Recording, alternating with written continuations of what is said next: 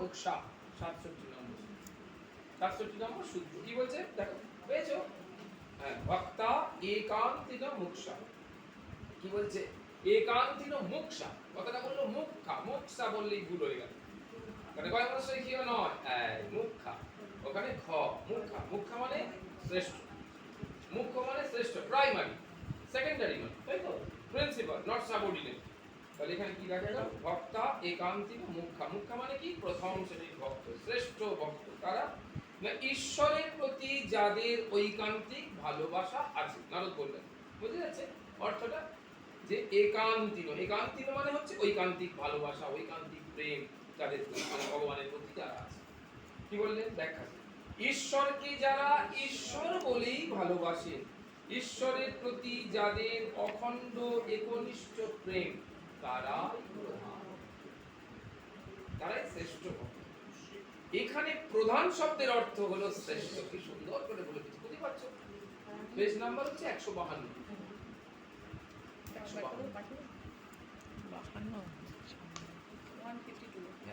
ঈশ্বরকে যারা ঈশ্বর বলেই ভালোবাসেন ঈশ্বরের প্রতি যাদের অখণ্ড একনিষ্ঠ প্রেম আছে দেখো অখণ্ড কথাটা আলাদা একনিষ্ঠ হয়ে গেছে 67 হয়ে গেছে অখণ্ড মানে আমার প্রেমটা ভাগ হয় আমার প্রেমটা ভাগ হয় যেমন বিবাহিত সন্তান সে কি করছে তার ভালোবাসা বিবাহের আগে বাবা মার প্রতি ভালোবাসা ছিল বিবাহের পর সেই ভালোবাসাটা বাবা মার প্রতিও যেমন আছে শ্বশুর শাশুড়ির প্রতিও আছে বউয়ের প্রতি আছে বউয়ের আত্মীয়ের প্রতি আছে কিন্তু একটা সামঞ্জস্যপূর্ণ একটা হোমোজেনিয়াস ওয়েতে আছে এটাকে বলা হয় সমসত্ব প্রেম প্রবাহ হোমোজেনিয়াস লাইফ লাইফ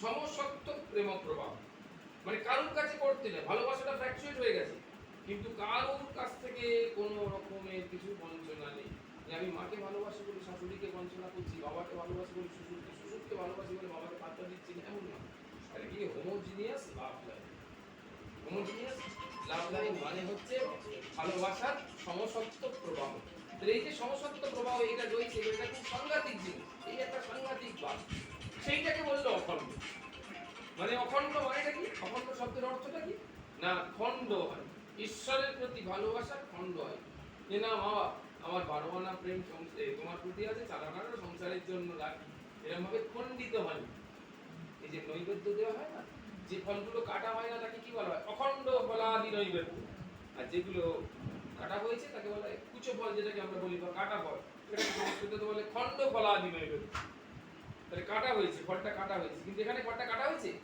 না প্রেমটা এখানে কাটা হয় অখণ্ড গোটাই আছে গোটাই তোমার জন্য তাহলে অখণ্ড মানে তাই আর একনিষ্ঠ মানে হচ্ছে অখণ্ড মানে গোটাটা আর একনিষ্ঠ মানে যে যাকে ধরেছি তাকে একজনকে যে বিপদে পড়েছি বলে ওটা চেঞ্জ হয়ে গেল আমার নিষ্ঠাটা তার দুটো শব্দের আলাদা বুঝতে পারছো দুটোই বিশেষণ প্রেমের দুটোই বিশেষণ একটা হলো অখণ্ড একটা হলো একনিষ্ঠ প্রেম তারাই প্রধান ভক্ত এখানে প্রধান শব্দের অর্থ শ্রেষ্ঠ এই প্রেমের দুটো শর্ত নাম্বার 1 প্রথমত একাগ্রতা আর দ্বিতীয়ত একনিষ্ঠতা দুটোই একই কথা একাগ্রতা মানে একদম কনসেন্ট্রেশন একদম আমার ওই দিকেই মন আর অন্যদিকে কোনো দিকে মন যাচ্ছে আর একটা হলো কি কি একনিষ্ঠতা ওই ইষ্ট যাকে ধরেছি সে গোপাল হোক শিব হোক দুর্গা হোক চণ্ডী মা কালী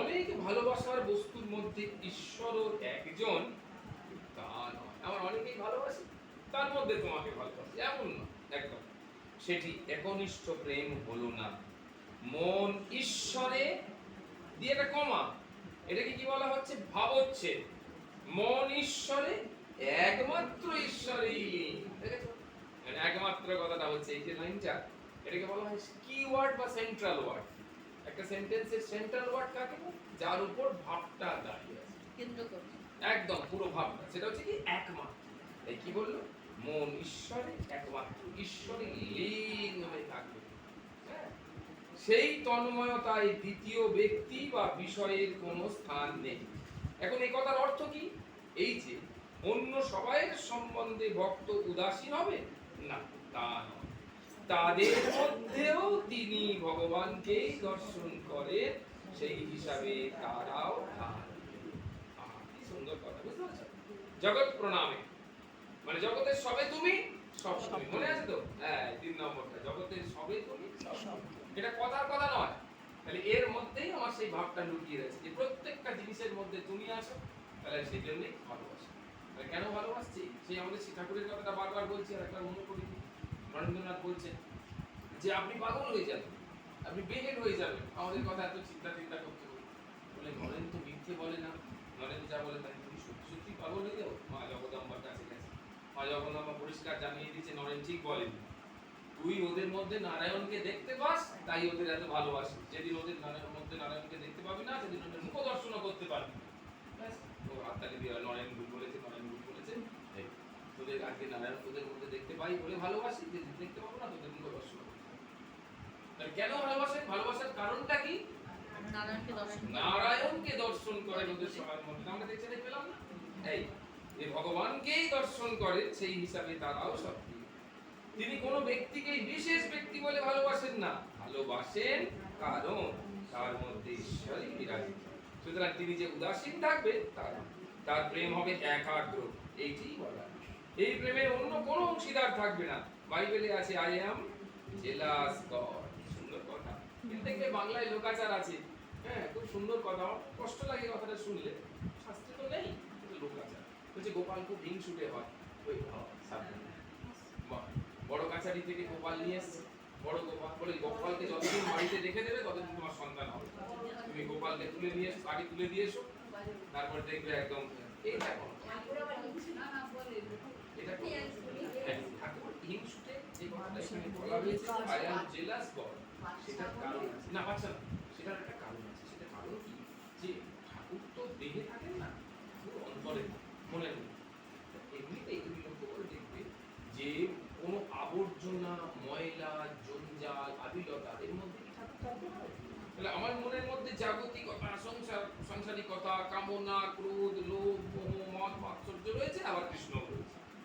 তাহলে একসাথে ভগবানের মধ্যে কি করে থাকবে? তখন অথচ দেখছেন যে রেখেছে কৃষ্ণকে মনের মধ্যে, তার তীব্র ব্যাকুলতা, সে সবসময় চায় যে কৃষ্ণ আমার মধ্যে থাকুক। অথচ সে সেই আবিলতাগুলোকে নিজের চেষ্টায়, নিজের সাধনার দ্বারা, ভজনের দ্বারা, কীর্তনের দ্বারা সে রিমুভ করতে পারছে। হ্যাঁ, তারপরে সে তখন কি করছে? ভগবান ওখানে বললেন আত্ম ভাবস্থ। ভগবান কি বললেন? নিজের কথা, একদম দশম অধ্যায় 11 নম্বর শ্লোক। কি করলেন? তস্মাৎ এবং তেষাম এব অনুকম্পার্থম অহং অজ্ঞানজং তম নাশয়ামি আত্মভাবস্থ জ্ঞান দীপেন ভাস্বতা। কি বললেন? আমি নিজের ভিতরে ঢুকে যাব, এই জমাদার হয়ে যাব, যে তার সমস্ত ময়লা পরিষ্কার করে আমি থাকার জায়গা। এই যে ময়লা যখন পরিষ্কার করছেন, তার সেখানে দুই একটা এই জাগতিক কামনা বাসনা থেকে যেতে পারে, সেগুলো তো রিমুভ করে দিলেন, তাই না? তখন ভগবানকে কি বলে মনে হলো? ভগবানকে জেলাস বলে মনে হলো। কেন? আমার মধ্যে গাড়ি কেনার লোভ ছিল, তুমি কেন সরিয়ে দিলে? ভগবান খুব জেলাস, ওই গাড়ি কেনার লোভের সঙ্গে থাকবে। এই অর্থে কিন্তু জেলাস, যে আমি আর কোনো কামনা বাসনা আকাঙ্ক্ষা এসবের সঙ্গে থাকবো, এই অর্থে। কিন্তু ওই রকম নয় যে আমি আছি বলে পুত্র দেব না, তার একটা পুত্র কামনা করেছি বলে তো পুত্রটা এসেছে, সেই সমস্তটা। এই তাহলে এখানে কি বললো? আই অ্যাম জেলাস গড, আমি ঈর্ষা পরায়ণ ঈশ্বর, অর্থাৎ তিনি চান না তার প্রেমের কেউ ভাগীদার থাকে। ভক্তের ভালোবাসা বহুধা বিভক্ত হয়, তিনি হৃদয়ের সবটুকুই অধিকার করতে চান, নতুবা একটুকুও নয়। এটা কি সাংঘাতিক! যদি সবটা আমাকে দাও তো দাও, আর যদি না দাও তাহলে আমাকে কিছুটা একটু। কি সাংঘাতিক জিনিস! আমাদের পৃথিবীর কিছু অংশ তাকে দিলাম, বাকিটা রেখে দিলাম জগতের উন্নতির জন্য, তাতে তিনি সন্তুষ্ট। প্রকৃত ভক্তের কাছে এমন ভাব আশা করা যায় না, তিনি একমাত্র ঈশ্বর অভিমুখী হবে, অন্যদিকে যাবেন। দ্বিতীয়ত, ঈশ্বরের জন্যই ঈশ্বরকে ভালোবাসা। একদম ঠাকুর শ্রী রামকৃষ্ণের জীবনে আমরা দেখেছি দীর্ঘদিন স্বামী বিবেকানন্দ আসছে যাচ্ছে, তার দিকে তাকানো না, কথাও বলেন না, কিছু করেন। 7-8 মাস হয়ে যাবার পর স্বামীজিকে একদিন জিজ্ঞাসা করছেন ঠাকুর, কিরে নরে, আমি তোর দিকে তাকাই না, কথা বলি না, পাত্তা দিই না, তুই আসিস কেন? বলে আপনাকে ভালোবাসি, দেখতে ইচ্ছা করে, আপনাকে দেখতে ইচ্ছা করে, না দেখে থাকতে পারি না, আপনাকে ভালোবাসি, আর ভালোবাসার জন্য ভালোবাসি। আপনি আমাকে ভালোবাসেন কিনা সেটা দেখে তো ভালোবাসি না, তাহলে ওই যে আমাকে পাত্তা দেন, আমি আর যাবো, এইরকম বুঝে যাচ্ছে। সেইটা এখানে দেখা গেল, তাই যে তিনি ঈশ্বরকে ভালোবাসেন ঈশ্বর বলেই, অন্য কোনো কারণে নয়। তিনি তাকে বিপদ থেকে রক্ষা করবেন এই জন্য নয়, তার ভালোবাসা সম্পূর্ণ নিঃস্বার্থ, একমাত্র তারই প্রীত্যর্থে।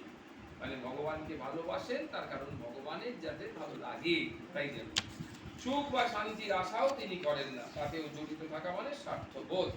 স্বার্থ চিন্তার লেশ মাত্র ভাবনা এখানে থাকে না, অতি নিগুড় কোনো উদ্দেশ্যও যেন সেখানে থাকে না, তাই হলো শুদ্ধ প্রেম। এটাকে বলা আমরা বলি পিউরিফাইড লাভ, কিন্তু তা না। আমরা পিউরিফাইড লাভ বলি না, ইংরেজিটা না, শুদ্ধ প্রেমের ইংরেজি কি? শুদ্ধ প্রেমের ইংরেজি হচ্ছে পিউরিফাইড লাভ, কিন্তু এর অ্যাকচুয়াল ইংরেজি কিন্তু তা না। আধ্যাত্মিক পরিভাষায় যে বলা হয় প্ল্যাটোনিক লাভ, এটা হলো পারফেক্ট শব্দ, প্ল্যাটোনিক লাভ। যেটাকে আবার বাংলা তর্জমা করলে শুদ্ধ প্রেমের ইংরেজি হলো প্ল্যাটোনিক লাভ। এবার যখন বাংলা তর্জমা করছি তখন হচ্ছে পরিশীলিত প্রেম।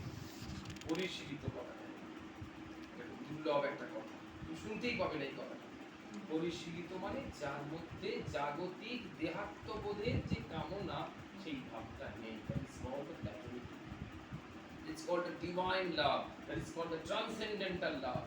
যেখানে ইন্দ্রিয় ভোগ্য বিষয়ের প্রতি কোনো টান, ইন্দ্রিয় বোধ নেই, তাই না? এইরকম যেমন দেখো সুখদেব গোস্বামীজি সম্পূর্ণ উলঙ্গ অবস্থায় যাচ্ছে, আর ওখানে ওই মায়েরা সব স্নান করছে, এখন তারাও উলঙ্গ অবস্থায় স্নান করছে। আমার আলোচনা ভাবনাটা এইরকম যে ও যাচ্ছে ওর মতো, এরা চান করছে এদের মতো, দুজনেই সুখদেব দেখতে পেলো না, চলে গেল, কিন্তু এরা তো দেখতে পেলো। কিন্তু তার ফলে এদের মধ্যে যে কাম ভাবটা জাগলোই না, সো ফিলিংস উৎপন্ন করলো না। That is called the platonic love, the love which is beyond the sense organ level, that is called the transcendental love. ইন্দ্রিয়াতীত প্রেম, ইন্দ্রিয়াতীত, যেটা ইন্দ্রিয় গ্রাহ্য নয়, ইন্দ্রিয় দিয়ে তুমি অনুভব করতে পারবে না, ইন্দ্রিয় দিয়ে বলতে পারবে না যে এই ভালোবাসাটা কেমন। মানে বলতে গেলেই তোমাকে ইন্দ্রিয়ের দ্বারা এক্সপ্লেনেশন করতে হবে, তাই না? বলতে পারবে। সেই জন্য এখানে কি বললো যে স্বার্থ চিন্তার লেশ মাত্র থাকে না, তাই হলো শুদ্ধ প্রেম।